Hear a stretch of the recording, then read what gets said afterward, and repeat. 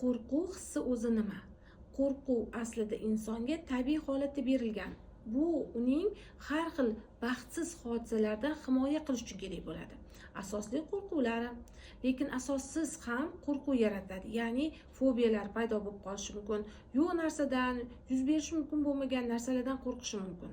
Bunday qo'rquvlarning ildizi unga bolalikda kimdir tomonidan yoki qandaydir vaziyat tomonidan singdirilgan bo'lishi mumkin.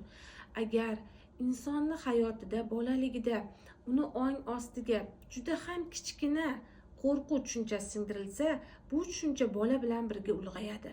Fojiali tomoni shundaki, bu qo'rquv har xil turga bo'linib, ulg'ayib ketadi va uning hayotidagi biron bir voqea mana shu qo'rquvni reallikka aylanishiga turtki bo'lishi mumkin va bu insonda qo'rqqanida taxikardiya, havo yetishmaslik, muzlab qolish holatlari yuz beradi va panik atakaga aylanib ketadi.